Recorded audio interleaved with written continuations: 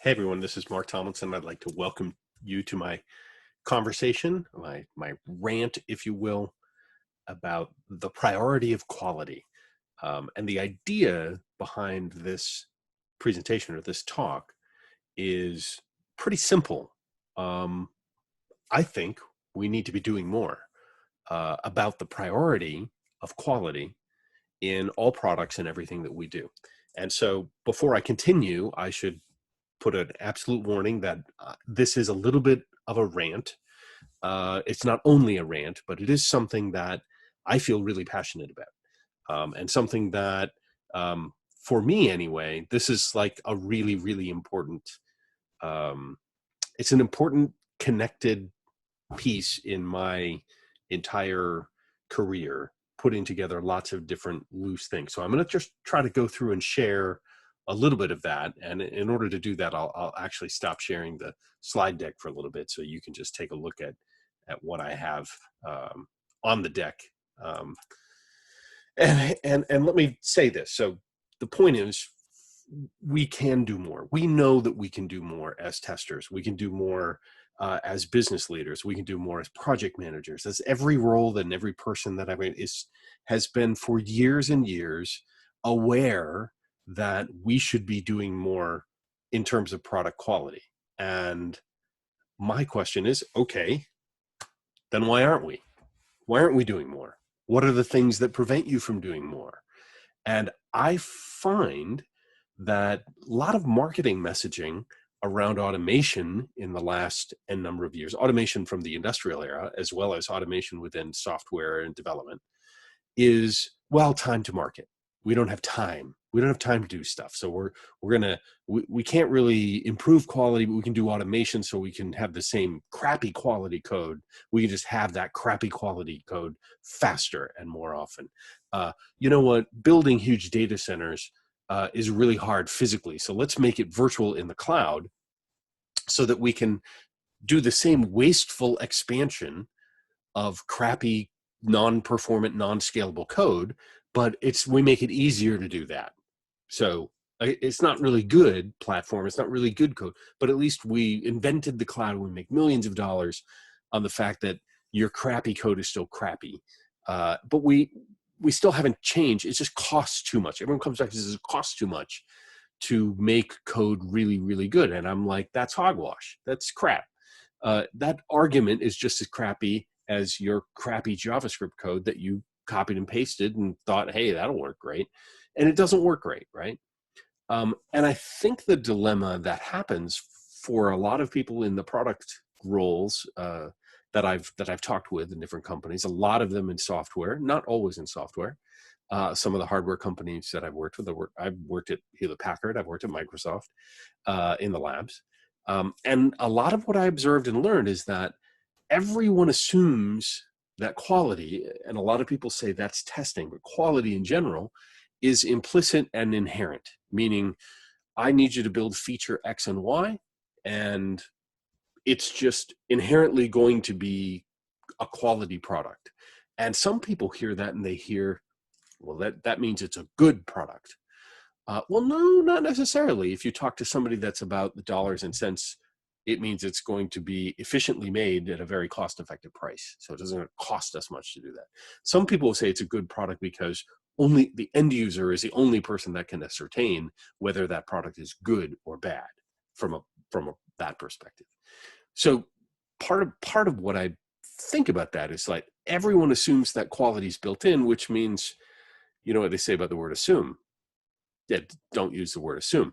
Let's be more explicit. So that implicit inherent presumption means it's all over the place. Anyone can make up any idea as to, well, what does quality mean? What does it mean to you? What does it mean to you? What does it mean to you? I teach at tons of testing conferences for decades. And like a lot of my colleagues that have been teaching even longer than me and teaching more intensely and exclusively than me around these subjects will tell you that you'll get a class, and almost every class, the larger the class sizes, there's a tremendous amount of diversity in terms of where they're coming from, what their perspective, and how their company, and particularly how their business leaders, define how important is quality. So To that end, I will just state for the record, quality in and of itself, since it's implied, it's not a product requirement. It's not even in my friend Scott Barber's definition a desirement. It's not just something you desire. It's not required. It's not a product requirement. The quality for your product is the whole business. So the quality of Uber is Uber. There is no difference between Uber as a product, Uber as software, Uber as the app. The minute that app sucks, the whole company sucks. The minute that printer doesn't work, the whole company that makes those printers, and they may make a lot of other stuff, but your quality is the whole business, because we're not specifically calling it out and saying we need certain qualities like this and certain qualities like that, and here's why they're important. So we haven't gotten explicit about it. Since it's implicit, which means quality is also implicit to the brand or the reputation or the ethical or somewhat unethical leadership and impetus behind the definition and founding and creation and operation of a corporate entity. And so companies nowadays, if their reputation and quality is an inherent part of their business, in my mind, as I observe their need, when they start talking about, well, we're going to spend money on something, it's got to affect the bottom line, it's got to be important, it's got to be worth it.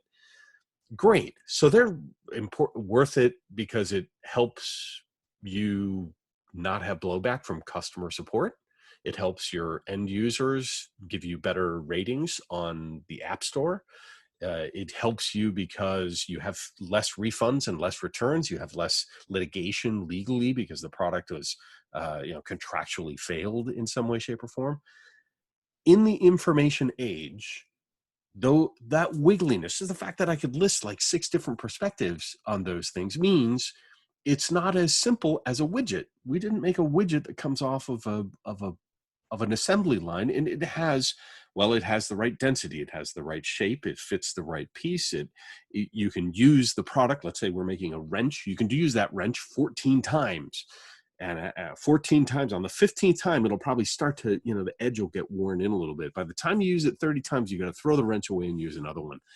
Aha, we have a product quality issue because it has to do with materials and density and things that you can physically see. In the information age, quality is about ideas. The concept of being able to conveniently get a private ride from point A to point B and not have to interact with somebody who's not a techie cool company of a certain class, of a certain type or style. And I'm not knocking things. People should enjoy whatever quality of life and whatever style they want to do. I'm just saying the fact that the idea of something is what the quality is attached to. It's not the density of the Uber ride. It's or going on Lyft. I'm not picking on Uber. It seems like I'm picking on Uber, but that's all right. We can pick on Apple. Again, design qualities of the Apple products. And I am an Apple product user. I use all sorts of stuff.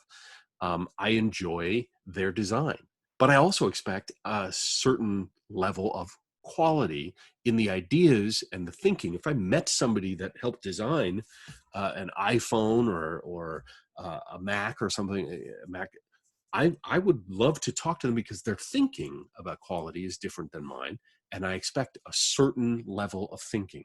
The ideas they have are of a certain quality. So in the information age, the definition of quality to me is different, inherently tactily different.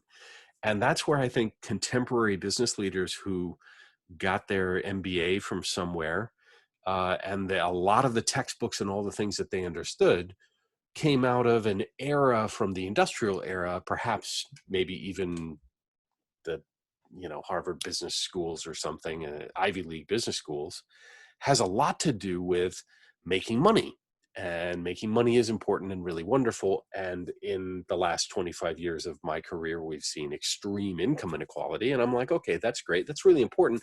So really a business is just an idea that helps fuel the creation of money, to the point where we've seen, even go back 20 years to the .com explosion, we've got throwaway ideas, but somebody moved a bunch of money from here to there to this guy that's such and such in power and influence and all these structures that, who really cares about the actual product and the quality at the end of the day? I'm just moving money around in order to make a deal, make things happen. And I hate that language. It drives me nuts, because actual quality, actual things that are important to real human beings, real humans, just gets left. It's not that important. And then it's all just sort of cast aside, like, wow, that's fine. So, I mean, a couple of the ideas that I end up going after, where I end up writing down a few of these things, it's not just products, right? There's products and services, but some of the things you may ask, or I hear people asking in these rants. One,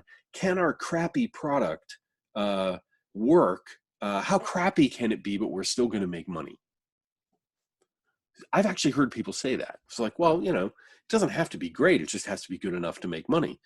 All right, well, the more great it is, the more money you make. So I would indict that thinking, because you're obviously only thinking about a select few people that only need so much money, instead of thinking of the greater good, which is everybody needs to prosper from this, not just you, not just your little world, man.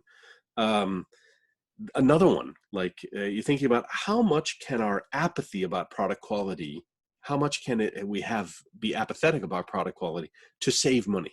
Meaning, if I actually lay that out, it's like, can I cut testing and quality out of the process and still release a product that people will want to buy? Yeah, you probably can. But for how long? Which brings me to the next one.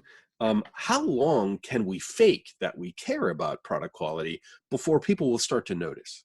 And I've seen this as well, like, oh, we care about quality, and then the next release, and then the next release, and the next release, and it still sucks. Your software still sucks. So what?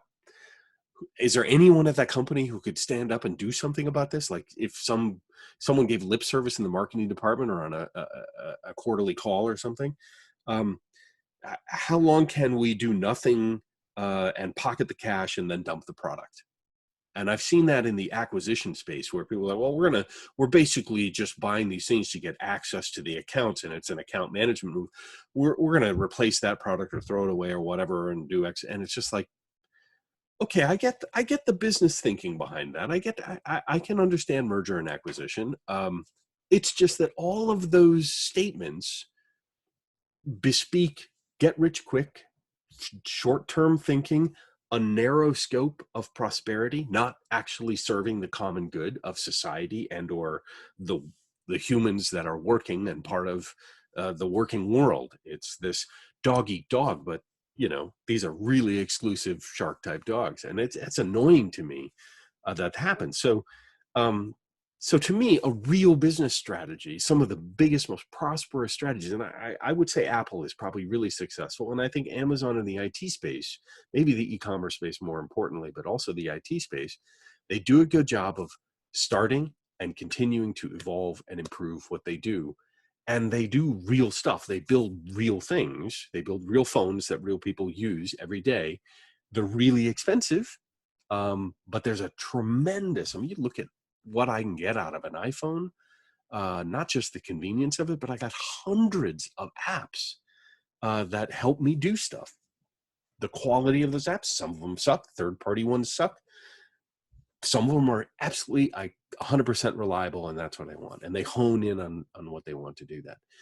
So it's really interesting for me to think about these sort of nearsightedness or blindness. Now, the thing that I would say for us, and what can we do? If we think we can do more about product quality, is it just working day in, day out? No, it's not. It's more about us looking and observing in everything we do to think about who is impacted by good or bad quality.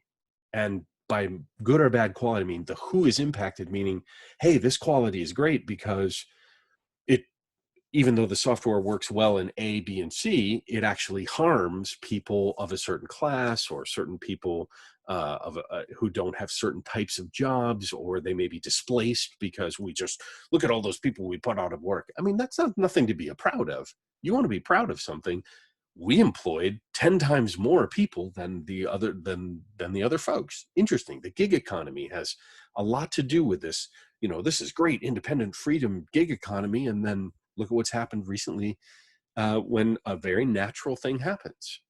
A virus goes around, and suddenly the gig economy is the most vulnerable people are the ones who are out and about trying to do the gig economy. DoorDash, Grubhub, that kind of stuff, your Ubers, your Lyfts, they're really vulnerable. And now it's like, have we compensated? Have I built a company that actually is being impacted by good and or bad qualities of the product or idea we created? The other thing I think we can do a better job on is reflecting on your own values. Am I aligned in terms of what I value, what I want to support, who I'm fighting for in my life?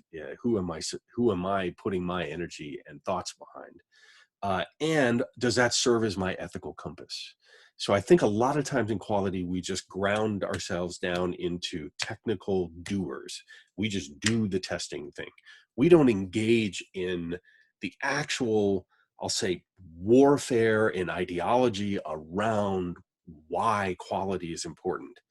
And we don't often have a formal way of sitting down and putting together all of these things and get the information together to build a business case for better quality. And that's exactly what the rest of this, I'll end my rant by saying we can do more. And these are some of the reasons we aren't. And a lot of people don't want us to. A lot of people want us to just shut up and write some automated tests, automated scripting things, and then call that quality. When actually the business goes under in a few years, but the guys at the top made tons of money, sold it out and whatever, but you're out of a job and the product sucks. A bunch of customers got harmed. A bunch of people were put out of work in the competitive landscape of everything. And now they're out of work, but our product, this is disastrous. To me, this causes more harm than good. So fighting for quality in good ethical ways, that's the real rant that I want to share. So let me flip back to share the rest of the deck I have for you, which is to say the priority of quality, my rant, ends in the idea of we can do more, but we aren't. And why aren't we? What we're going to do about it?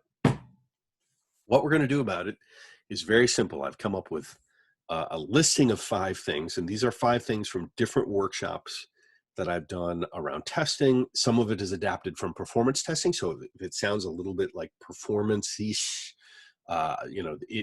it's extensible, right? It's not specific to performance, but I kind of put it together in the idea that you need to put together 5 steps to formulate what I call a quality pitch. And the quality pitch combines a few things that you would do. One, you need to understand your current state of quality, right? The current state of quality at your organization.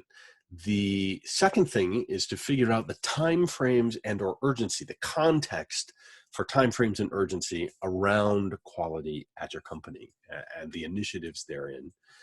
Think about sort of right next to one another strategy and tactics, meaning how we're going to do stuff and how we're going to pull this thing off. What's it actually going to take, how we're going to do it.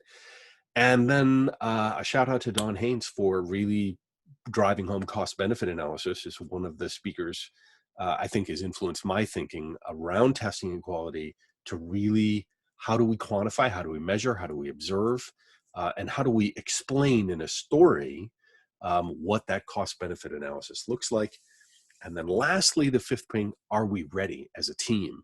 Are we organizationally aligned in a way to actually make a better pitch for quality and escalate this? I want to be able to have you guys go through these 5 things, and then I want you to be able to walk into the CEO's office and say, Mary, we're going to do a better job on quality, and let me tell you exactly why, and pitch it to them.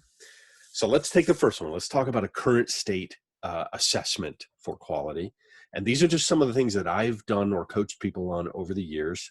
They're not all the same. They're from several things. One, obviously you want to gather all known complaints or deficiencies about the product. And what better place to do that than go to customer support? They know what their top 10 things are. And they know the things that have been open the longest. You can also look publicly at, pros and cons, reviews, how many stars.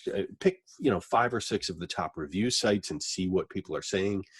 Gather all of those known complaints, and the goal here is not an exhaustive list, but try to pick what the top 10 here, the top 10 there, and figure out what those recurring themes are, and then organize them into the top 3. And I don't know why it is business executives love this whole, the 3 things this, the 3 things that. It's because, one, it's not more than 3 things, so you're not going to waste my time if I'm uninterested.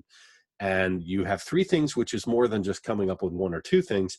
It's substantive enough that I might get something out of what you're about to say. So list the top 3 things that are risks in terms of that list of deficiencies and complaints, those risks to a customer or an end user. So if there's a complaint around the speed of an application, if there's a complaint around a piece of functionality, security, protection of data, concerns that only certain types of people will be able to use this software, and we don't really like your biases as a company, that's a complaint or a deficiency. And that also leads me to the next list, the top 3 risks to the business. Now, again, to a customer or an end user and the business, they're related. And as a tester or as a quality, you can connect the dots between real customers and the business. And then you want to answer a few questions once you pull these things together. How do they currently, or how do you or they currently measure quality? Right? Do they measure quality in the same way that you've identified these complaints and deficiencies? So let's say you have complaints around security, but you don't do security testing, you don't measure it. Let's say you have complaints around usability or accessibility, but you don't do testing or quality in the product, you don't do that kind of testing. Is there a gap between how do you currently measure quality and how you're actually finding real deficiencies or real complaints in the real world? That's a good question to ask. The second question to ask is, how often does quality or testing get called out in management, in meetings, in different memos, or something like that? So does anyone give a shout out? Are there positive metrics? Is there anything around the current state of testing and quality whereby people like to talk about it? And how often do they talk about it? And in what ways do they talk about it? But just get an idea that, quality exists whether you measure it or not. There's good things and bad things and preferences and contexts and perspectives and opinions. Everyone's got one. But how often is your company having conversations about that? And then your homework on the current state, obviously some kind of an assessment, you're going to be writing an explanation as to why you must do more about quality, more put a place, give an explanation. Because we found these 3 complaints, because there are these 3 risks, because we're not doing that kind of testing, and because we're not talking about it, that is why we need to do more about it. So you start doing some kind of current state assessment to really understand, 1, what are real deficiencies, and 2, oh, wow, what can we do about it? Quantify that, make it very, very explicit. Going to the next one. Let's talk about time frame and urgency. That when we can do something, we need to understand, are we spinning our wheels? Are we wasting our time? Is something going to happen fast or slow? And the idea that we can get better access in escalating to higher management if something's more urgent. If we can find some event or time-based thing to increase the urgency and attention because we want to increase the priority. So determine any time-specific things, like when will the product be obsolete? Completely dead. Do you have an idea that, am I wasting my time? We're going to end the life this thing in 2 years. Don't go into the CEO's office and say, we need to do all this investment in quality when this product is going to be end of life and we're done and we've got a different strategy. So don't waste your time. The other thing, how long have people known that the product sucks? So if people have been complaining, the complaints in the current state assessment, well, it's been 10 years people have been complaining about the same thing. How long have people known? Well, you got to uncover the reason as to why they've been ignorant, head in the sand kind of stuff. And of course, the idea is, if they've been complaining and they know the product sucks for a very long time, how long will they continue to put up with it? Do they even have a choice, right? It was like, we're totally entrenched. We got all this investment. Blah. So you may be dealing with like Stockholm syndrome from customers and things like that. And they're, will they put up with it? Well, they're not going to put up with it long. Boy, I tell you, as somebody who worked in companies where you had your head in the sand, because maybe you're in an ivory tower, maybe you had a glorious idea of how great you are, boy, those are that's a tough place to be, because somebody does 100 miles an hour right past you and leaves you competitively obsolete. You'll be obsolete sooner than you can. Timing and urgency as well. Are there business goals? Are there talks about it, whispers about an acquisition happening?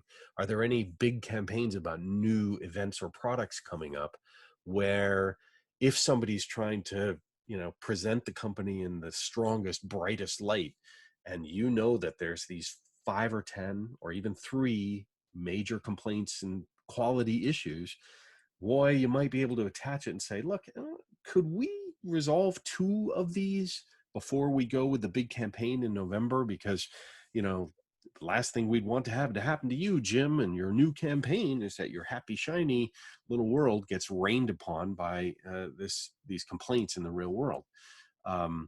So yeah, think about that. Think about, are there goals or campaigns? Think about who would benefit from improved quality and the urgency around that. Perhaps somebody would like to, maybe Jim's banking for a promotion, and he doesn't want to walk in and say, well, I deserve to, or I'm going to get a promotion because I deserve X, Y, and Z. And somebody brings up, yeah, well, I notice here, much like your predecessors who are no longer working at the company, you didn't fix this and this and this. So you can say, look, I really want that promotion. I'm going to give you some higher priority to fix those problems, because it'll make them look good. That's, it's kind of annoying that people operate that way, but you might be able to use it to your advantage to make good improvements. The other thing is, did anyone make any promises or commitments in there? I'm your new director, and we're going to do X, Y, and Z about technical debt and product, and they're, attached to that. So this kind of helps you figure out if there's anything going on in the company that can help you get more visibility or accelerate how you're going to get, a priority for this. And you're going to want to write an explanation based on all of that as to why quality is important now, because of this promotion, because of this campaign, because it's been a long time.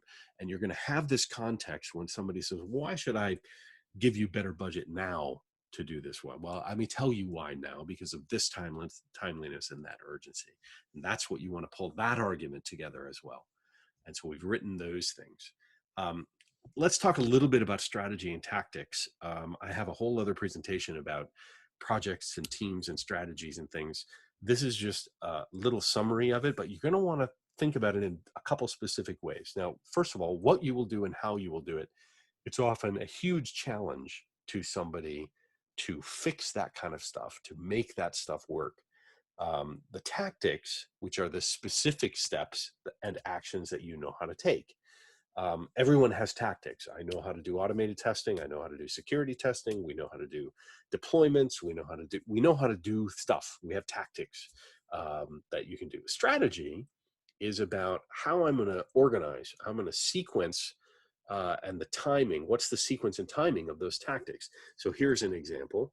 One, like, hey, how are you going to do the improvement of quality in these things? Well, one, we're going to start by automating tests into the pipeline over the next 3 sprints by starting with sign up, order entry, and checkout. So that is timing, priority, sequence of tactics around automating specific tests on the pipeline.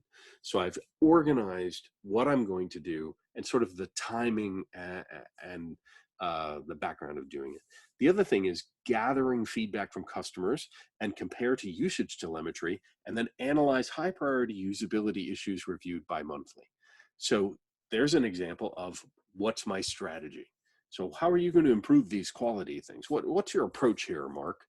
And I'm going to say, well, we're going to gather some feedback from the customers, and we're also going to compare that to the usage telemetry, and we're going to find high priority usability issues, because people have been complaining about usability for the last 4 years. And now we might even get into legal trouble I know that our new legal counsel X, Y, and Z has some background in this, so they might, have some priority, and they've talked to me about wanting to put a feather in their cap on that. Oh yeah, that's a good plan. I know that's great. So I mean, people have those. They don't have those trite conversations, hopefully, but they do have those kinds of conversations. So think about answering that question when you get attacked. How are you going to approach this? What's your approach? Well, the strategy and the tactic, have a really good, well thought out answer around that. And again, here we'll talk about cost benefit analysis. Is it worth it? Is the real question. What will it cost to improve the top three things that suck about the product? One, what are the physical resources and materials that we need to do that? So we need more computers, we need more cubes because we're going to grow the team. We need, there are time and people costs. So we're going to have, the HR overhead, putting together a program to hire more people to do things. How will we do that? There's also a cost because product quality sometimes means the status quo, the way we used to do things, changes. And that disruption can have a learning curve to it, can have a cost curve. So there's disruption to the status quo in terms of what it will cost. And obviously a good cost benefit analysis, thus you talk about the benefits, but list them out with really specific details. So who will benefit from this and how much? So if we're going to make these changes to physical resources, time, whatever, who is benefiting? And I find that starting with a who benefits might be as simple as, well, look, Bill, the stock price is going to go up because we will reduce some costs, expand this, and we're going to be able to reach more customers in per month, per quarter, per cycle than ever before. This is a hot product. We're going to resolve that. We're going to look great for doing this. Or, there are benefits that could just be pure financial benefits. There could be reputation benefits. And are there non-financial benefits?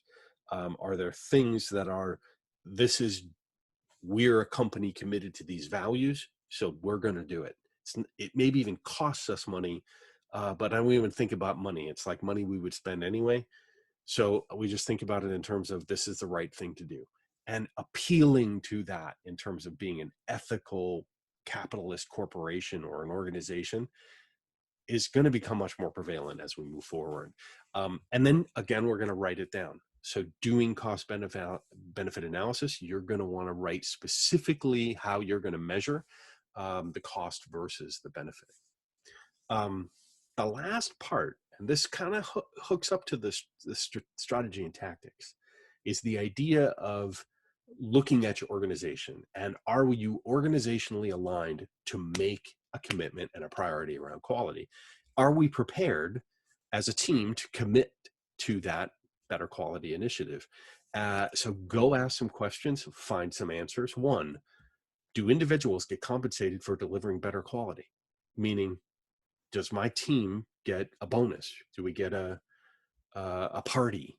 Something. Is there some kind of compensation if people are going to do this work? And my team, our whole company, yeah, we're gonna put our money where our mouth is. We're gonna give you, for every metric or every feedback we get about this being better quality product, we're gonna benefit. We're gonna go back and make sure you guys get compensated for it in some way, shape, or form. Isn't that be nice? And if you went through all this effort and you went back to your team members and says, well, we're not really gonna get personally, individually, it's just satisfaction. That's not very motivating. It's not a real priority for them. So you want an answer about that. Are there new skills required to make this improvement, right? So is our organization, meaning we have people that know how to do this and people that know how to do that. We don't have people that know how to do these things. Do we have the right skills on the team? Are we a right mix? Can we learn those skills? Can we transfer those skills and share them? That'd be interesting. Another thing that stops that sort of growth or that sharing can be silos, what I call fake walls, politics and things that you want to overcome. So answer that. Do we have any silos or fake walls? Our organization, are we dysfunctional internally that we can't make these changes together as a team? And then again, will management put their power behind this initiative? Not just compensating individuals. Will they turn around and say, this is important to us. We're going to make a public statement. We're counting on you. And we expect you to step up to the plate and make a difference. And we're going to make sure that customers know the individual members on the team actually made these changes themselves? Does everyone understand and agree why quality is important? Look at all this work we've done to put all these to put all this information, cost benefit analysis. Here's the strategy, the tactics. Here's the 5 things we found about the product that are terrible. Here's the quality issues we have. Here's why so and so. Do we all understand the why of why this is important? And is everyone have an opportunity to understand? Whether they agree or disagree or differ is fine, but is it open? Do they have an opportunity to be invited to understand? And I want you to consider writing all of this down and all of this together as a team into your own manifesto about the priority of quality for your team. And that's kind of I'd say long-winded, because it has been long-winded, but that's, to me, the short version to condense not only my rant, but really the 5 things that you want to do, to put together, right, around your approach to prioritize quality. And let me do here. Hang on one second. So that's my presentation, again, for your quality pitch. And those 5 steps, again, just in review, being the current state of quality, do an assessment as to what the current state is, timeframes and urgencies, see if there's something that you can ride along with to boost the priority, put together your strategy and your tactics, and almost immediately your cost benefit analysis, and then wrap that together in your own manifesto to make sure that your organization, your team, you're all on the same page to be able to deliver on this stuff. And with that, I'll say thank you very much for inviting me and to the SmartBear Connect 2020. This was pretty cool. I'm sad we couldn't be there in person with you. I wish everyone a healthy recovery and stay safe. And again, if you'd like to reach out to me, you can listen to the Perf Bites podcast or send me an email. But I wish you all the best of luck, and make quality a priority for you and your organization for all the right and best reasons. Thanks very much.